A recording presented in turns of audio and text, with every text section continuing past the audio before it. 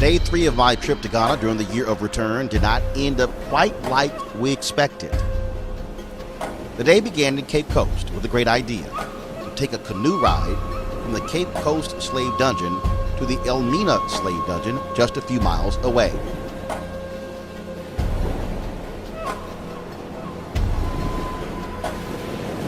It was a gorgeous day. The sun was blazing. The breeze was nice and easy. We were excited. And our host, the God Box Foundation, spent a lot of time working with the Cape Coast fishermen to get us in a canoe and get us there safely. Now, the first group got into the canoe with no issues. They were a bit of a distance away from us, and they were able to begin their journey with no problem. We were not quite so lucky. The waters were choppy, and the fishermen were having a difficult time trying to steady the canoe and push us off. The fact of the matter is, it was really too small for our crew. Okay, so what they're discussing now is that this canoe might not be big enough for us. It might not, It might not be big enough. We thought for a moment that all was well, then this happened. Don't say. Let's go ahead. Let's have Mr. Go ahead. Mr. Go ahead. I can't. No, we gotta go. No, I'm not doing this. I'm not doing this. I got him. We gotta go back. We got to go back. No, we're good. Holy God, holy God, holy God, holy God, holy God, holy God. Okay, let's go back. Let's go back. Let's go back. Let's go back. Can we go back? Can we go back? Holy God, holy God. Can we go back?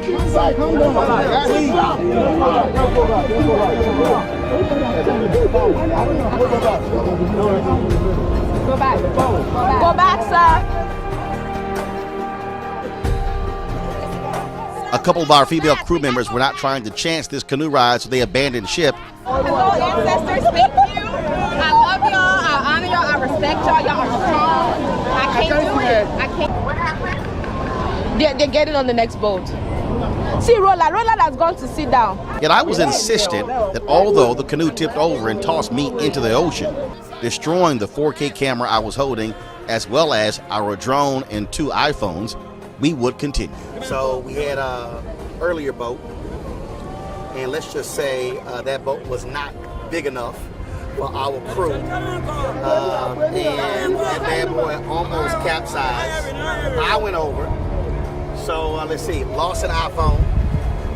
We also, hopefully our drone remote control still works, but luckily I got a lot of change of clothes. So we'll handle that when we go back. Now, why I and the others didn't insist on wearing a life jacket is beyond me. I'm certainly not a good swimmer, but I did trust the expert fishermen. It is a well-known fishing town, and they were all experts in the water. I must say, it was quite emotional and spiritual being in that canoe, on the water. As I looked out across the South Atlantic Ocean, I felt a real kinship with the brothers and sisters who were stolen from the shores of Ghana and taken to a world they had no idea existed.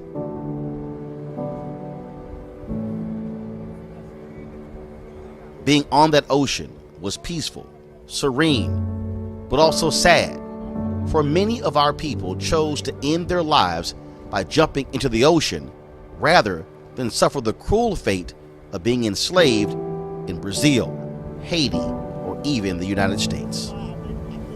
I have a piece at my house by a black artist. It's 2 pieces. And what it is it's a photo of a young woman, and in her eyes is a slave ship, in essence, as it's leaving Africa for the transatlantic slave trade. And so in essence, that's what this looks like. So just imagine enslaved Africans in chains, leaving this land, being out in this water here, never to return home. That right there speaks to somewhat what this experience is like. I mean, we know we're going to return home, but the reality is to leave these shores and to be in a hull of a ship, stacked, like sardines, if you will. That's how enslaved Africans left. And it's something that none of us should ever forget. Because no other group of people actually experienced anything like that. They weren't dressed like us. They had chains. They were naked. They were branded. So we must understand the reality of how heinous the Portuguese, the Dutch, the Brits, the Americans, everyone participated in the slave trade.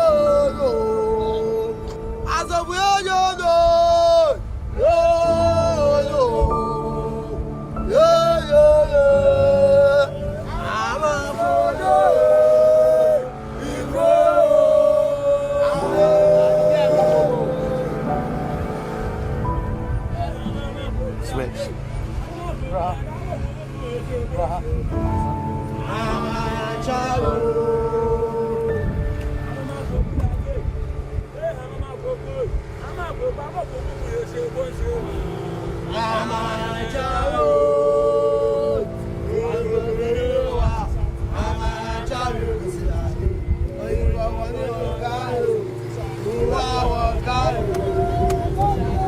Sure.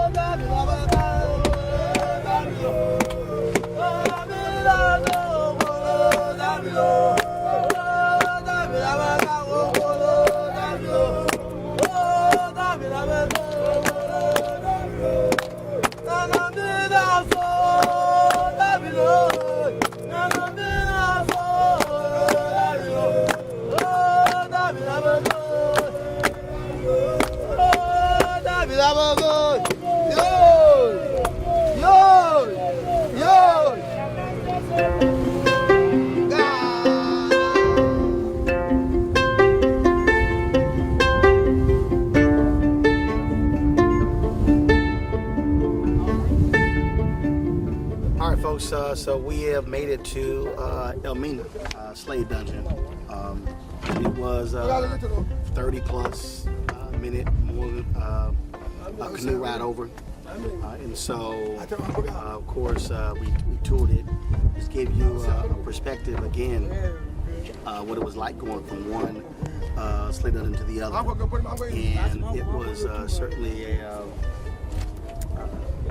surreal journey. Again, if you think about a number of our ancestors who literally chose these waters to actually die instead of staying on a ship in the unknown of where they were headed. So, yeah. After completing our adventurous journey, I went back to our hotel to shower and change clothes. I was drenched, so we could make our way to Pt.3. I had never heard of Renee Neblett and the Pt.3 Institute, but my Ghanaian producer, Michelle McKinney-Hammond, told me that it would be a fascinating place to visit and profile, and oh, was she right. Renee, Hey. how's it going? Good, welcome. Nice to see you. Likewise. Good. So, all right, let's talk about this arts education village thing. Okay. Here you are actually at Pt.3 Institute's Design Center. And here our focus is in education, traditional culture, sustainability, resourceful design, and their role in economic development. First time you came to Ghana, when'd you move here? I came to Ghana very early, but the second time relating to Pt.3, I came in 1989. So the first time you came though?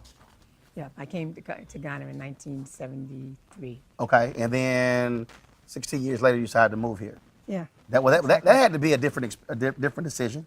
Yeah, it was interesting. I actually had been living in Europe. I studied in Germany for years, and I was fortunate to get a fellowship to Harvard and go back to the States, and ended up artist in residence at a kind of fancy New England prep school. And it was actually from there that I made the move. Okay. I kind of jokingly tell people I left during Black Power and went back to minority recruiting. and somehow that sounded like the Office of Bantu Affairs to me. So when you came here, So you started just what? Now we see all kinds of stuff in here, but you started what? Just bags? In the design center, about 10 years ago, I decided that just watching what development was doing in Ghana, that I wanted to do some training with local youth. And I thought, okay, what do you want to do? I want to make a product. I want to make something. So what was that something? It turned out to be a school bag because it resonated with education. And I wanted to make something make a statement about trash and all the rubbish that was around. So I actually started making a bag out of the advertising banners. And actually, I'd been in Switzerland and saw that Freitag bag that they were making out of the material from the big trucks. And we didn't have that here, but we had the advertising banners, so I made a school bag out of advertising banners. And that's what started That's what started all of this. It's a very crazy story because I made about 50 bags, put up an exhibition in Accra. Literally 2 weeks after I put up the exhibition, somebody came to me and said, can you make 25,000 school bags? Whoa. And in those days, I had like 3 sewing machines, no building and nothing. And so instinctively, I said, yes. Yeah, I'm not good at math, but I knew 25,000 Yes, times precisely. anything was something. Precisely. So we were walking out of my work and turned to me and said, Auntie, can we make 25,000 bags? I said, I don't know, but somebody can. Let's just get the money. So that's actually how it started. So now you're going way beyond school bags. So we got jeans and so explain all this stuff. Okay. Like, what are you doing with the jeans? Okay, let me say something. What's very interesting, what most people don't know, is that textiles, second only to oil, is the world's greatest polluter. And what kind of masquerades as philanthropy, all these used clothing coming to the developed world, really is a burden. Over 1 million pieces of used clothes go into landfill every week in Accra alone. In and A around. million? Pieces a week. Wow. Okay? So I decided, what kind of impact could we have? So I decided that I want to make a product. What kind of material could I use? I said jeans is durable. There's plenty of them all on the ground at the Bruniweru market. So I decided I was going to make a product out of jeans. And then I thought, okay, I'm also going to use old cotton. Because people don't get rid of clothes because they're no good. They get rid of them because they're out of style. So I decided to use sheets, pillowcase, table napkins, tablecloths, and denim. Okay. Did you always do arts, this sort of stuff, or did you learn it? Actually, I always wanted to be an artist. I did my first degree in English, and I come from Boston, a small African-American community. In those days, we were taught that education transforms society. So even though I wanted to be an artist, I put that aside and I did education.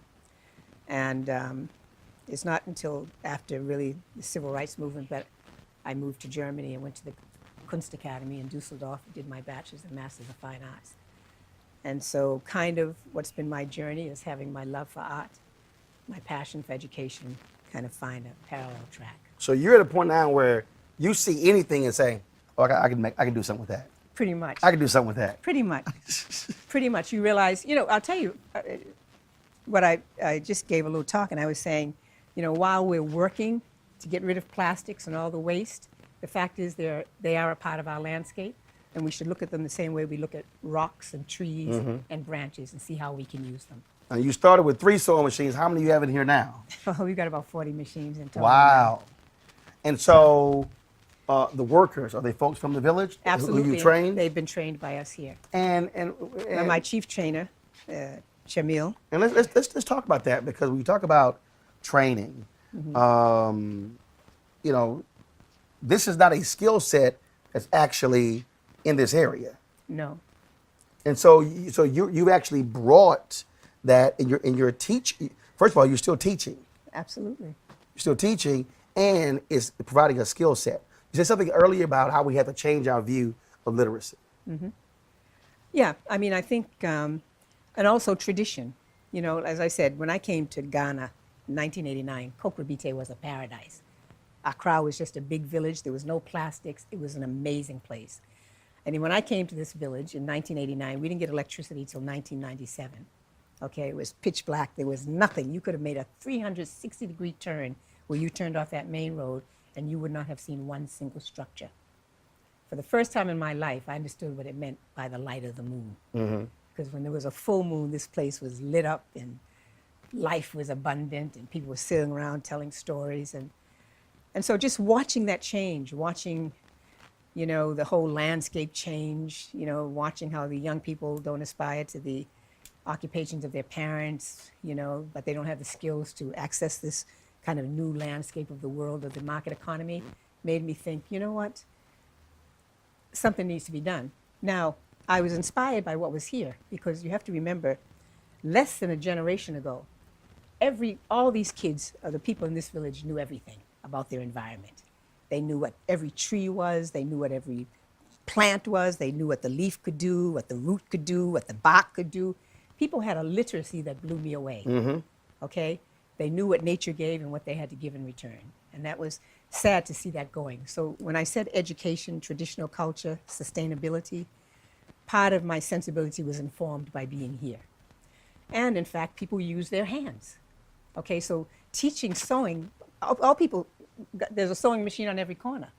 What is missing, though, is that world of quality, of resourceful design, of understanding how to interface, to understand that tradition evolves. You don't have to keep doing the same thing over and over and over again. You have a skill. That skill can be appropriated in a new context. And apply it to some of the different areas. Thank you. I mean, it's interesting. You were just talking about sewing, and we were at Cape Coast, and we were getting some drone shots. And there was a young man who and he was dealing with the netting, the fish netting. Yeah.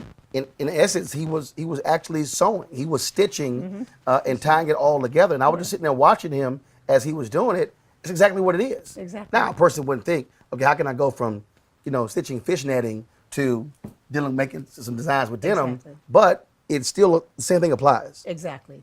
And I think that's kind of, getting away from a kind of colonial chalk and talk education that had people stuck in one place doing the same thing over and over, to begin to look inward, to look at the resources that exist here. I mean, Ghana is a landscape of endless opportunity and possibilities, okay? And because we don't look critically at ourselves, there's not the kind of critical self-awareness as Africans, what we have and what our resources are. And to know that the whole world of so-called art and modern art is based on this reality. Okay, and it wasn't just enough to teach kids a vocational skill. We decided there should be some essential skills that they needed to kind of access this world of the emerging market economy. The ability to communicate well, the ability to work in teams, to prioritize, to estimate, to make decisions, to understand quality. So that it's a kind of active discourse and interface with what we're doing, with the goal that this is going somewhere. So the products, when you go across and see our little boutique, our sewing is first class. Let's go across. Let's do it. Like, what's this? Oh, this is fun. This is a new little piece. It's a raincoat? It's a raincoat made out of the plastics that they wrap meat in and the water sachets.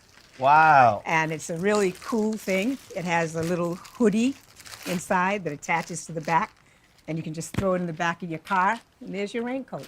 Wow. Completely recycled material, and cool because there's a little fishing net, so you got a little air vent. Okay. So it's well designed. All right.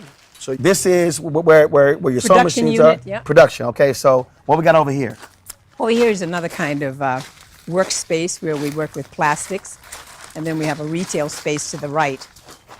And so this is, as I said, a workspace where we deal with plastics and storage. Okay, so you're taking these plastics in, saying we're gonna make stuff. Yeah.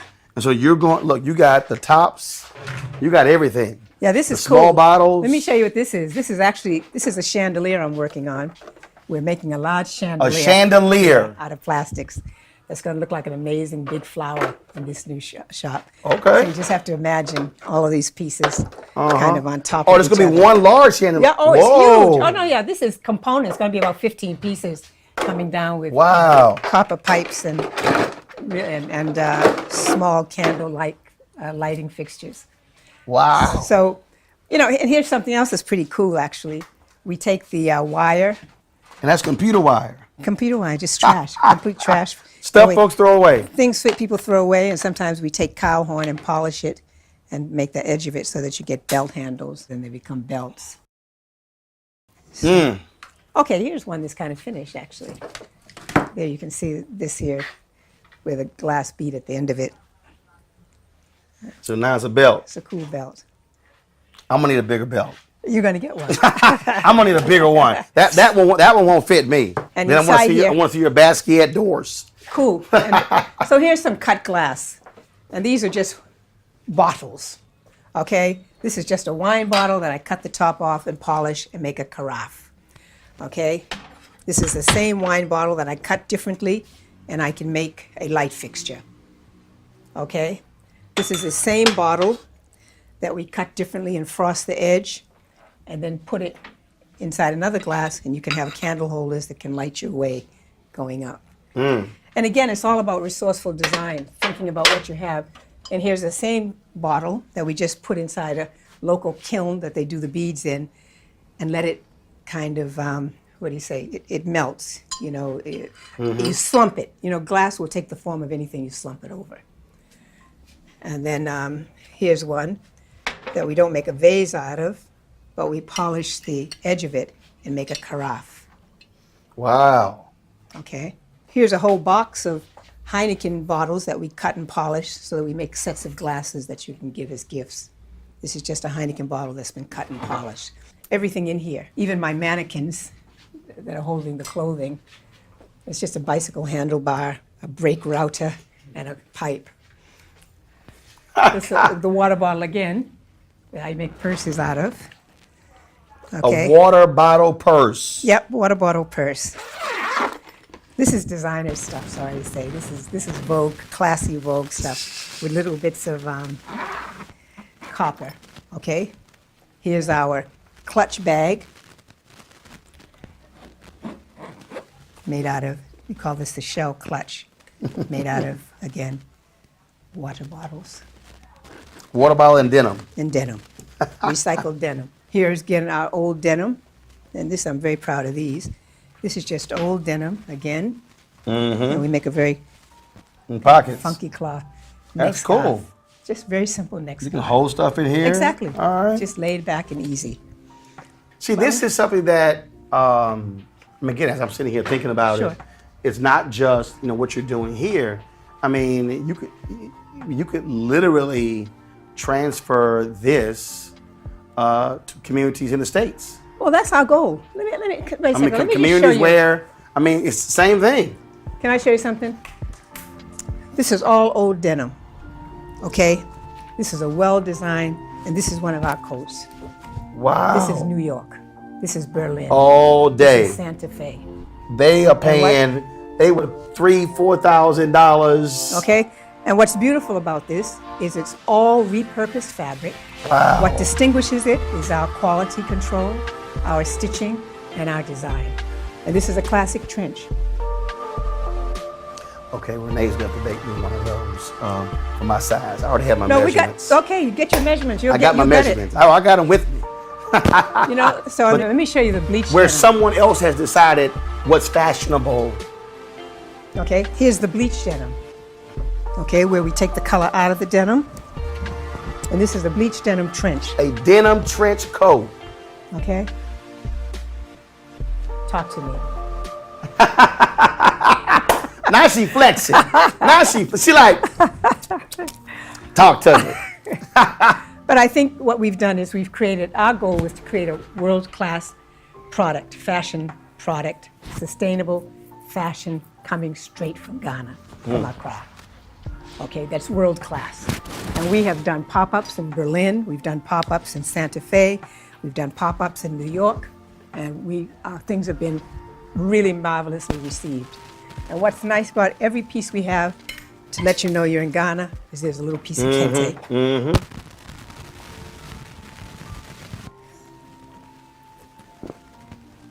Thanks.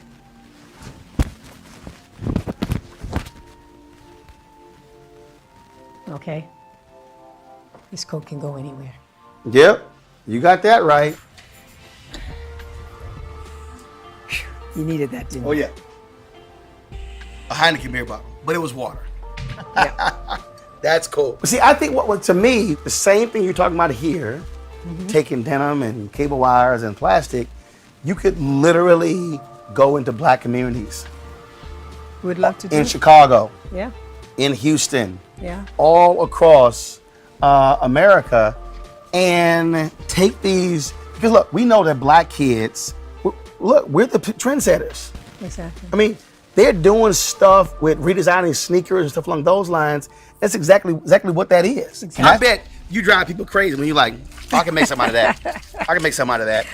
They look at you like, oh, she thinks she bad. You're like, no, I can make something out of that. But it literally is. It's just having the ingenuity to look at something differently than what it was originally designed for. Exactly. You know, here's nice because this is what we get the old jeans. I think I showed you the old jeans. And what we do is we completely take them apart. Some people buy jeans and they restitch them. We take them apart. We take them apart for their buttons, which we make our buttonholes out of. Oh, okay. That's one of our features of our fabrics. All right. We take off all the pockets. We take off the waistline. Right. We take this waistline off, and when I show you inside, we open it up and use it as strips, and we tie-dye it, and it looks like kente. So basically, all the stuff black people in the South used to do with a pig. We do it with That's what you do with jeans. You use every part of the jeans. We do. Every single part of it. Here's where we collect old materials. So here's our kind of carpentry space. As I said, we go around and collect old pieces of wood, anything, and it becomes basis for furniture. Now, have you ever been stumped where you went, what in the hell am I going to do with this? Yep, and yes. But you know what? Then you figure it out. Well, what we've done, I actually built this institute so that we can bring together a community of people with ideas. So we can all put our heads together and imagine what's possible with what we have and what's around us. And so sometimes we have really design workshops. Like these are from the automobile. But I use them, I put them on a pipe, and I use them to hold jewelry. You saw that in the other room. Had a whole bunch of them there. So here's some of the bicycle handle. Here's the bicycle racks, and sometimes I use those so they kind of look like heads. You'll see them over there on the side. So we have welding facility here, woodworking. You know, they have these big old pots that you get in the cooking pots. I use these to make stews. It's just been a high gloss paint, but it's nothing but an old aluminum pot. And here's the glasses again. If you look at the back here, I've got gobs and gobs of glasses. And so I keep that's all your future products. Exactly. All that trash is going to come to life. All that trash, you will get paid from that trash and not through just the nickel recycling. Exactly. So you look at the bicycle rims, because when you go upstairs, you're going to see some chairs I made out of those. Out of bicycle rims? Yeah. You'll see the chairs upstairs. How many levels is this? It's actually 2.5. There's a mezzanine, so it's 2.5 levels. So downstairs we have our production unit. Right. This is our showroom. Okay. And we also have our computer lab in here on the mezzanine. And there's also a full apartment at the end of this building where Now, my before production you were talking about these lights? Yeah, all of our outdoor lights are made with whiskey bottles and pieces of flat iron. Wow. All right, so we got this big open space here. Yeah. So what you got? What's going on in here? Okay, well, one cool thing that I can show you right away is our bicycle rim chair. So this is the bicycle rim chair. Yep. That's the bicycle rim chair, and it's really comfortable. It is. And it's very sturdy. Looks good. And it's made again of the used jeans, some kente, and then some bleached denim.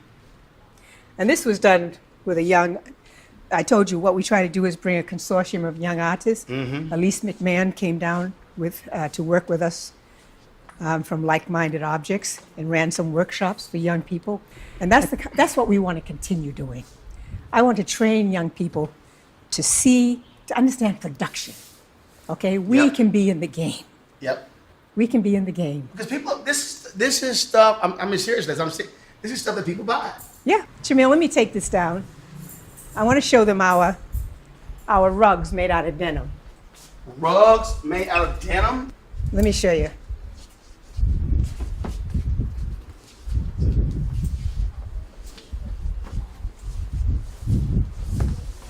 This is a denim rug. Okay, you can look at the back. Let me show you the back of it. You can see it's all denim. Okay? And you turn it over.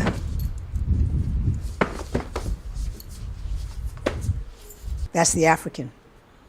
Oh, that's a sister. That's right. I can tell. That's right. And the light fixture here is made out of an old colander. That's a colander? Uh-huh. And a flat iron. This is a colander and wine bottles. Yep. Wine and beer bottles mixed up. See, if somebody hired you to do interior decorating for their house, We'll kill it. you would totally destroy it. Totally destroy it. First of all, let me tell you something. My man Mario Van Peebles is a huge environmental dude. I mean, his whole house. Trust me, when Mario sees this video, he's gonna come running to holler at you. That is a huge rug. All made out This of is denim. all denim. Yes. Trust me, I know people who would love this is. And look at, you can see this, Roland. Look at this, you'll see. All denim.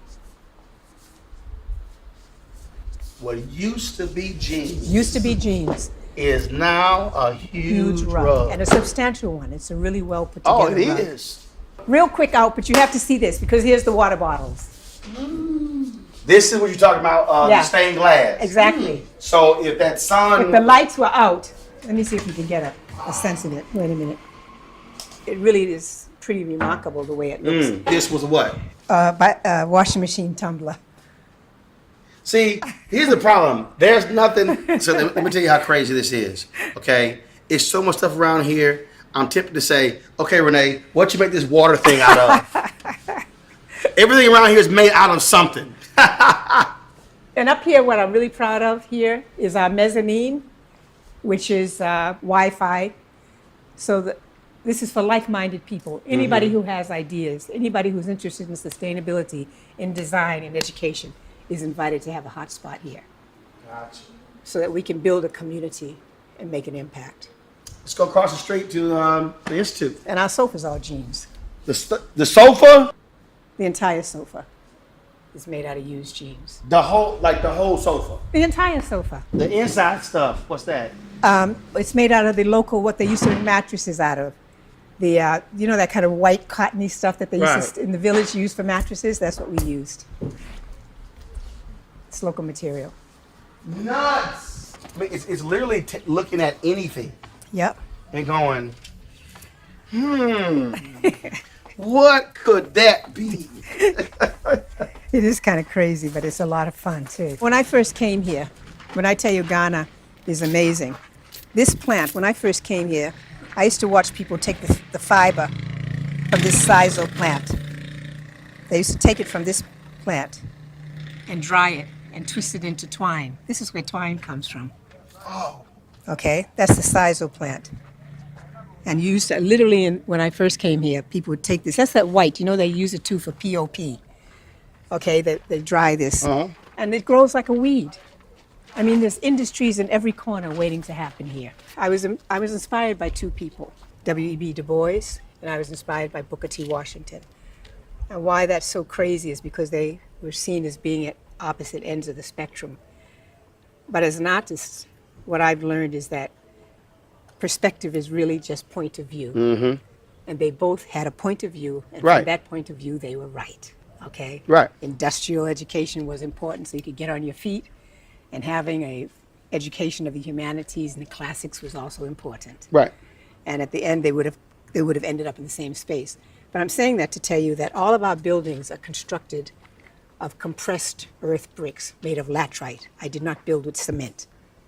Okay? The local laterite, those forts and castles were built out of laterite, and they've lived for hundreds of years. All of my buildings, I produced my own bricks. Every brick that built these buildings here, we produced on site. Wow. So all of our buildings, if you notice, have overhanging eaves, Right. rock and stone foundations, and earth bricks. So our buildings are cool, and they're protected by the overhanging eaves. These structures, again, made out of earth, are over 25 years old. You know, what's interesting is I worked with a young Ghanaian architect, Alero Olympio, and she was the first I see person. the color you put in down, the specs. Yeah, and these were broken tiles. So this was a lot of used materials. All those were broken tiles that I collected and used. And Alero Olympio was the first person who said, okay, you want to build an education institution, but what do you really want to do? What do you want to happen here? And I said, I want to have a place that celebrates African intelligence. I want to do as much as I can to appropriate traditional African thinking into a modern context. I want to create a place where students can live in community. And she said to me, okay, we're going to build this campus in a series of courtyards like the Ashantis, where when you come out of your room in the morning, you have to greet your neighbor. You're going to live in a courtyard. So folks can stay here. Yes, there's rooms. I can house up to 40 students. Wow. At Okay. Pt.3. So we run short-term learning programs here. Okay. And this is the Office for the Educational Programs. And these are all housing and dorm units around here. And so the campus is built in a series of 3 courtyards. This is the first one, which is administration and faculty. 40 students. Yeah, we have housing. You know, it's dorm-like, and then double occupancy. Some rooms take 6 students. Some rooms, the lofts, all the rooms have lofts. You can see there's 3 rooms up here. And then we have we have a local basketball court. Right. We let the kids from the village come in and use the basketball court. I'm gonna give you a treat you haven't had in years. Break that open. There's some fresh peanuts for you. You ain't lying, because I don't eat peanuts. You don't eat peanuts? It's crazy. I am not a nut person. All right, then don't eat them. But No, I'm just but- going to show it to you. That's a nice I am not fresh a nut nut. person, but But you have to admit that's pretty cool. that is cool. George Washington Carver. George Washington Carver. He's alive and well in Ghana. Alive and well in Ghana in 2019. Here you go. So y'all, now you planted that. Yeah. So what? Okay, so We have organic gardens, okay, I don't eat nuts, but I'm gonna go ahead and eat this peanut in Ghana. nice and fresh. They're real fresh. It's ain't processed. Nothing. So you got tomatoes, Yeah. lettuce. I yeah. see basil, Yeah. onions. Yeah. Carrots, aubergine, squash. It's coming to an end now That's because a the peanut? rainy season. But it's not roasted. You ain't lying. They ain't how peanut normally tastes. It's a See, the rest. but what you just said something. You just said 3 critical words. Time to think. Time to think. And I think that I do believe that the people don't understand why that matters. I used to, I did something when I was a kid. I would, which I still do today. So I would lay in my bed, I would lay on the floor. I would take a baseball, softball, take a basketball, football. I would literally just toss it in the air. And I would think about problems. And then think about the solution to the problems. So when the thing actually happened, I've already processed it, and so my decision making is that quick. And I kept, like I said earlier, I said this thing with think. It is I'm driven by that because I just really believe that the ability to just sit still and think through things and process things allows you sort of see. I don't know if you ever saw the movie In Search of Bobby Fischer. Yes. These scenes, I talk about in my speeches all the time, was when he said, see the board, then when he knocks all the chips on the floor, he said, now make the moves. We're trying to get him to see the moves with no pieces there. You know, can I say something? You know, I'm so glad you picked up on that in terms of time to think. If I can just bear with this little narrative. Go ahead. You know, life was very strange. When I got to Europe and I was a student, when I got my first teaching position, I shared an art studio.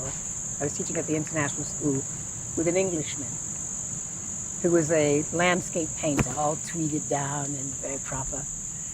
And, you know, I'm coming out of America, and I'm coming out, at those days now, it's South Africa and everything. I'm like, tear for Biko, soon the bush will rumble. Everything I was doing was black and white and strong and boom. And every now and then I'd be in the studio, and I'd be banging away with my rage, and I'd look over at this English guy, and he's doing a study of a rock, or sitting in the garden looking at a tree or a flower. And he used to make me angry. I was like, doesn't he have anything to think about? You know, what's wrong with him? Until one day I realized that my life was the aberration, that you deserve to look at a rock. It's our human right to look at a tree, to to be able to marvel at nature, to be engaged. And I think when I went back to America, after being away so long, and leaving during Black Power and going back to minority recruiting and affirmative action, when I first heard that, I'm not lying, it sounded like the Office of Bantu Affairs. At that moment, I couldn't articulate it. But when I had a chance to sit and think, I thought to myself, wow, that's what happened to a legitimate struggle for equal access under the law. They actually managed to institutionalize our second-class citizenship. Okay? Which is why what Ellis Cole talks about in his book, The Rage of a Privileged Class, that group who were vice presidents of corporate affairs, of community affairs. Exactly. Individuals who had no budget, no staff, but had a VP title. Exactly. But didn't have the ability to transform an institution because they weren't in the power position. Exactly. Let's just go. And that's the thing. That's when you know that, look, I don't need that notion of what's education. Exactly. There's a whole other thing over here. Exactly. And that's really what this thing you created. I mean, this is crazy. Thank you, Joe. No, it is. It's crazy. Again, trust. I'm telling you, my sister, I already know she's going to be asking for a ticket to come here. And how long do the students come here? How long? We run programs from 2 weeks to a semester long. You know, I want to say, Oh, and Lord. this is ours. Zena, We should use it and brainstorm and think about how to make it as relevant for ourselves and others as we can. That's what it's all about. And I mean that. That's what it's about. You know, creating a place where we can come and celebrate. And I keep telling people, you know, once you get rid, and trust me, if I talk about Africa and African Americans more, it's only because we've been talked about less. Yep. And we have a right to be and to have our story told. Which is why my show, I talk about, it's a show for black people, Yeah. by black people. Because Exactly. guess what? I had the only daily Sunday show talking to African Americans for 4 years. Right. The only daily morning show talking to African Americans for 4 years. Got canceled in 2017. There's no other daily news show, 5 days a week. We live stream 7 days a week. Nobody else. Right. Yeah, people are hopping on a couple times a week, just talking to the camera, but not literally producing a news show. Exactly. Yes, we don't have enough of it. Damn it, we're going to create it, Exactly. and we're going to do it. Exactly. Renee doesn't watch TV. She's barely on the internet. But after this airs, she's going to be like, oh my God. What time is the show on? All That's what these I wanna people, know. 6 p.m. Eastern. But the beauty of it, we restream it so you can watch it whenever you want to watch it. Cool. I mean, Trust me, you're gonna start getting emails. You're gonna be like, what in the world happened? Well, I guarantee you're gonna get that response. Because folks, we didn't show you. We had the drone shot, but y'all hear the ocean. We out here, the landscaping, the garden. So this is where y'all have your group dinner. Yeah, this is our dining pavilion where we eat in the evening, where students eat. You know, when we learn, we live and learn in community. Yep. Okay? You learn from one another. Exactly. And education is a process. And we're working with our hands and working with our minds. And we're working individually and collectively. That's We gonna end it right there. Renee, I appreciate it. Thank you. Thanks so much. appreciate it.